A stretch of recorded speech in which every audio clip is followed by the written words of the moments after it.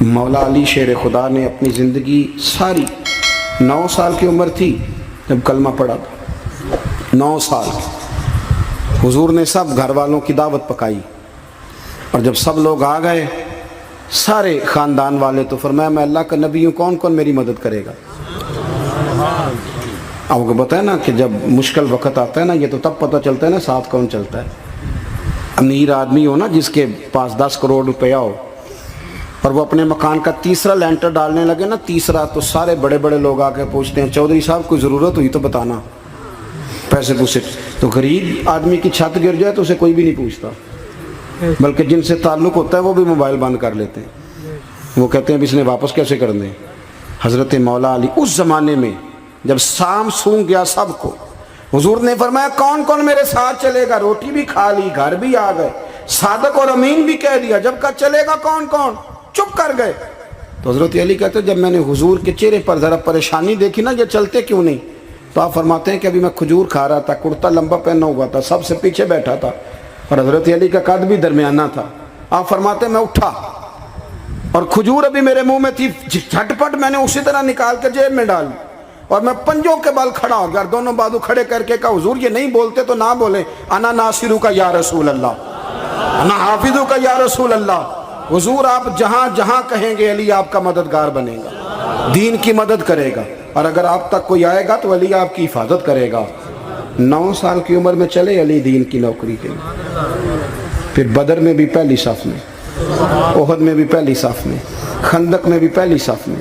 ایک جنگ میں حضور نے کہا علی تو رہ جا، اس دفعہ رہ جا، تو عرض کی رو پڑے حضرت علی، دلیر آدمی تھے، رو پڑے، کہنے لگے حضور آپ مجھے بچوں اور عورتوں کے پاس چھوڑ کے جا رہے ہیں، حضور مجھے لے چلے، میں میدان کا زندگی ساری گزار دی، ساری زندگی گزار دی، اپنے زمانے میں آپس کا اختلاف بھی دیکھا، ساری زندگی شیر خدا نے دین کو دے دی۔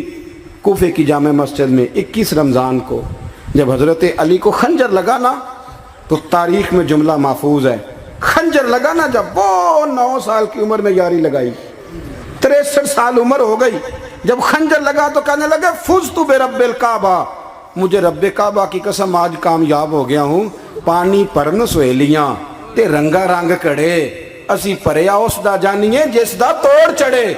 کہا دیکھو بھائی میں آج کامیاب ہو گیا، میں کامیاب ہو گیا، وہ جو میں نے کہا تھا حضور میں ساتھ رہوں گا، تے لے سجنا سا توڑ نبھائی، جان دیتی راہ تیرے، دے دیا ہر چیز دین کو دے دی۔ کون سی پراپرٹی چھوڑ کے گئے پیچھے؟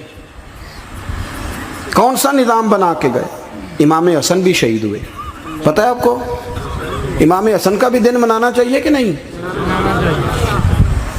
ان کے یوم وصال پہ بھی کوئی جلسہ کر لیا کرو، بڑے ہیں امام حسین سے، جدھر سارا زمانہ چلتا ہے ادھر چل پڑتے ہو۔ حدیث میں جہاں جہاں نام آیا نا، پہلا امام حسن کا ہے، دوسرا امام حسین کا ہے، اور امام حسین کے اپنے جملے ہیں، فرماتے ہیں نیرا میرا بھائی نہیں، میرا امام بھی ہے، میرا امام بھی ہے۔ اور آپ فرمایا کرتے تھے میں نے بڑی چیزیں اس حسن سے سیکھی ہیں، جو انہوں نے سیکھا ایک بتاؤں اس میں سے؟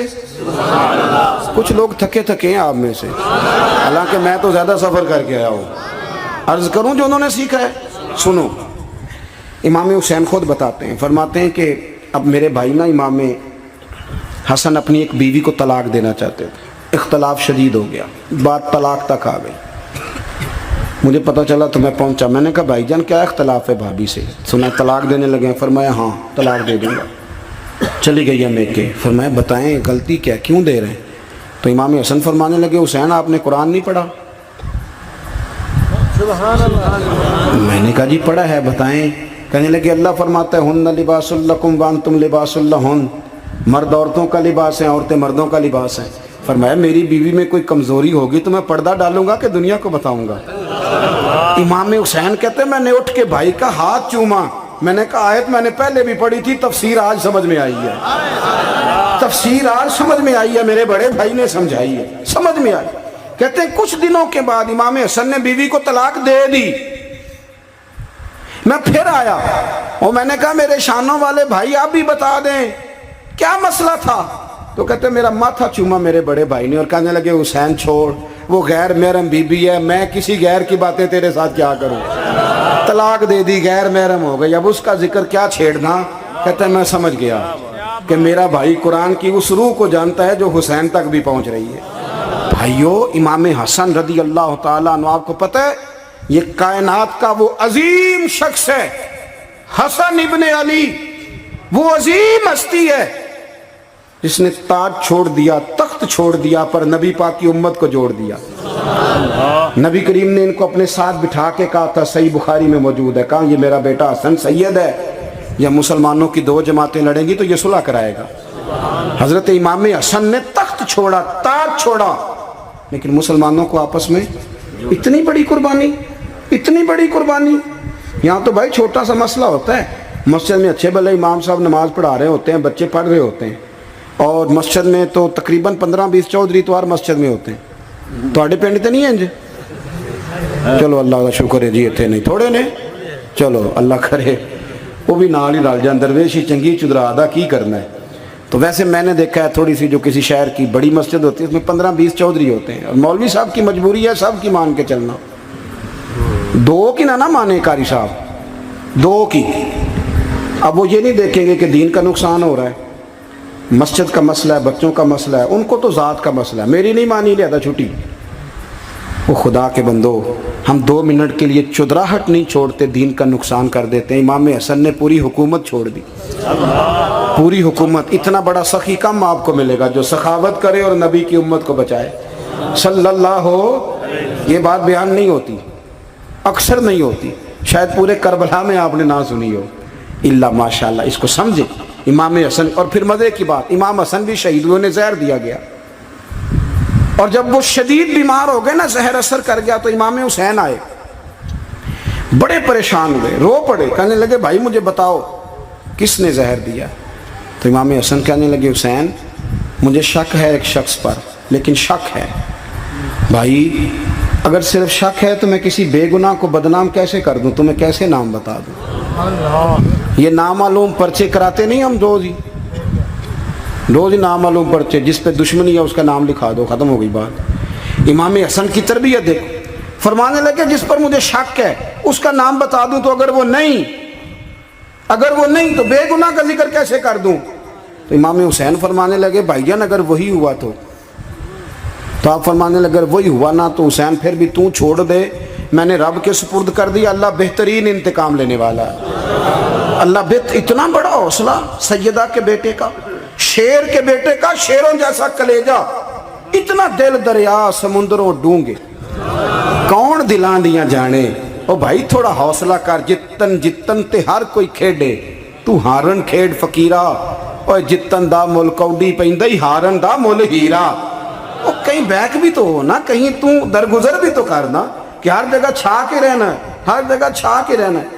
میرے ایک سنگی ہیں، آپ کو پتہ یہ جو سٹیج پہ بیٹھنے والے لوگ ہوتے ہیں نا، یہاں تو اچھے لوگ بیٹھے ہیں، میری طرح کے جو لوگ جو سٹیج پہ بیٹھنے کا عادی ہو جاتا ہے وہ نیچے بیچارہ بیٹھ بھی نہیں سکتا، یہ مسئلہ ہو جاتا ہے۔ میں اکثر کہتا ہوں کہ کبھی نیچے بیٹھ کے تو دیکھو کیا فرج ہوتا ہے۔ اگر کسی بندے کی کوئی شان ہے تو وہ جو سب سے پیچھے بیٹھا ہے اس کی شان ویسی کی ویسی ہے، کوئی کمی آ جائے گی؟ کچھ بھی نہیں۔ مجھے ذاتی طور پر دیانتداری سے کہتا ہوں، مسجد میں بیٹھا ہوں، جب میرے آنے پہ لوگ نعرے لگاتے ہیں مجھے تکلیف ہوتی ہے۔ میں کہتا ہوں یار نبی پاک کی نعت چل رہی تھی، اس کا ادب زیادہ ہے یا اجمل قادری کا ادب زیادہ ہے؟ چھوڑیں آپ، جو آیا ہے وہ بیٹھ جائے گا، ختم ہو گئی بات۔ اور ویسے بھی جو لوگ جلسوں کے لیے محنت کرتے ہیں نا، بیچارے اشتہار لگاتے ہیں، مسجد کی صفائی کرتے ہیں، جو لنگر پکاتے ہیں، وہ تو اسٹیج پہ آتے نہیں، حالانکہ زیادہ ثواب تو ان کو ملتا ہے، وہ تو پیچھے چھپے ہوتے ہیں۔ میں کئی دفعہ مجھے پتہ چل جائے نا اس کارکن نے زیادہ کام کیا اس جلسے کے لیے، تو میں اس کے کان میں کہتا ہوں میرے لیے بھی دعا کری، اس لیے کہ تو نے محنت کی ہے، تیرا اجر اور ہے۔ ہم تو شان سے آئے بیٹھے اور چھٹی کر گئے۔ بھائی تھوڑا پیچھے بھی دیکھیں، نبی کریم کے پورے خاندان کی قربانیاں، پورے خاندان۔ دوپہر کو کھانا نہ پکا ہو تو ہمارے بچے موبائل توڑ دیتے ہیں، اور شام کو مرضی کا نہ پکا ہو تو واک آؤٹ کر جاتے ہیں، کہتے ہیں لے آؤ پیسے پھر برگر لے آئیے، میری مرضی کا نہیں پکا۔ سیدہ فرماتی ہیں میرے گھر میں مہینہ چولہا نہیں جلا، مہینہ چولہا۔ 3 روزے رکھے سیدہ فاطمہ نے، مولا علی نے، امام حسن نے، امام حسین نے، اور تینوں دن افطار کے وقت فقیر مانگنے آ گیا تو کھانا وہاں دے دیا۔ آپ کا کیا خیال ہے جو بے صبرہ آدمی ہو وہ کربلا میں جا کے لڑے گا؟ جس کو عادت ہی نہ ہو بچپن سے ٹھہرنے کی وہ لڑے گا؟ جو ذرا سی بات پہ ڈگمگا جاتا وہ لڑے گا؟ اسٹیج پہ نہیں بٹھایا تو لڑ پڑے وہ لڑے گا؟ او خدا کے بندو، بڑا حوصلہ چاہیے، بڑا ظرف چاہیے۔ امام علی مقام کا ایک قد ہے، ان کا ایک وقار ہے، ان کا ایک حسن ہے۔ امام حسین رضی اللہ تعالیٰ عنہ نے 25 حج کیے ہیں مدینے سے مکے پیدل جا کے، دونوں بھائیوں نے۔ ہر روز 10 سپارے قرآن پاک کے امام حسین پڑھتے تھے۔ حضرت عبداللہ ابن زبیر کہتے ہیں میں سیدہ فاطمہ کے بیٹے حسن اور حسین سے جب بھی ملا ہوں دونوں بھائیوں نے روزہ رکھا ہوا ہوتا تھا۔ انہوں نے اپنی زندگی تقوی سے گزاری، پرہیزگاری اور سخاوت۔ سبحان اللہ۔ پتہ ہے سخی مالدار نہیں ہوتا، حضور نے فرمایا بندہ دل کا غنی ہوتا ہے۔ مالدار تو بندہ بنتا ہی تب ہے جب پیسے جمع کرے، سخاوت کرنے سے تھوڑی مالدار بنے گا۔ اس لیے درویش کہتے ہیں مالا والے سخی نہیں ہوندے، سخیاں کل مال نہیں ہوندا۔ سنیں جی، سنیں، بہت بڑی سخاوت کی اپنی زندگی میں، ساری زندگی سخاوت میں گزار دی، ساری زندگی۔ امام حسن نے بھی، امام حسین نے جو آیا دے دیا، جو آیا دے دیا۔ ہزاروں دینار آتے، ایک دن ایک فقیر مانگنے آ گیا تو امام آ رہا ہے، ویسے میرے کو 3 لاکھ روپیہ ہوتے مسیطے کنے دینے چاہیے دن؟ میں اپنا پہ پوچھنا، تو اڑا تے پوچھیا ہی نہیں، میں مشورہ پہ لینا۔ 3 لاکھ جو میرے کو ہوتے مسیطے کنے دینے چاہیے؟ تسی ظاہر ہے ان کو دیانتداری والا مشورہ ہی دینا ہے نا، جن کرنا جو ہی دسنا دینا۔ کتنا؟ 1000؟ ہاں، میں کبھی کبھی پیار سے بات سناتا ہوں۔ ایک سنگی میرے پاس آیا، کہنے لگا سب دعا کرو اللہ میں پیسے دے، میں وہ راج دیاں گا۔ میں کہ یا اللہ انہوں 10 کروڑ دے، 9.5 کروڑ تیرے راج دے چھڑے گا۔ وہ بھی ہسی آئی ہے جو میں تسی ہسے ہو نا، آمین نہیں زوا کی، یا چپ کر گیا یا کورن لگ گیا۔ اور میں کہ کرما لیا آمین تے آگ، تینوں دے 50 لاکھ پھر بھی پیا بچدا سی، لیکن اسی دعاواں وچ بھی 9.5 کروڑ دین لی تیار، ناراض نہ ہونا، دعاواں وچ بھی تیار نہیں، مزاج ہی نہیں، طبیعت ہی نہیں۔ سیدہ فاطمہ الزہرا کے پاس 40 اونٹ کھڑے تھے۔ ایک بی بی آئی، وہ کہنے لگی اماں جی یہ جو اونٹ کھڑے ہیں یہ میرے ہیں، اب بتائیں میں اللہ کے رستے میں دوں تو کتنے دوں؟ سیدہ فاطمہ کہنے لگی 1 بکری دے دے۔ وہ کہنے لگی حضور اگر آپ کے پاس 40 ہوتے تو آپ کتنے دیتی؟ سیدہ فرمانے لگی میں سارے کے سارے دے دیتی۔ تیرے لیے مسئلہ اور ہے، میرے لیے فتویٰ اور ہے، سارے دے دے۔ 3000 دینار آئے امام حسن اور حسین کے پاس، فقیر بیٹھا ہے۔ فقیر کہتا ہے میرے دل میں خیال تھا کہ 5-10 دے دیں تو میری موج بن جائے گی، پر مجھے نہیں پتا تھا کہ اتنے سخی گھرانے کے پاس آیا ہوں۔ 5-10 دے دیں تو موج بن گئی۔ کہتے ہیں امام حسن نے 3000 دینار میری ہتھیلی پہ رکھے اور میرا ماتھا چوم کے کہنے لگے یار میرا تو خیال تھا کہ تیرے انتظار پر تجھے کچھ ملے گا، پر یہ رکھ لے، مجھے پتا ہوتا کہ تجھے اتنا ملنا ہے تو میں تجھے انتظار نہ کراتا۔ جلدی خود بھیک دے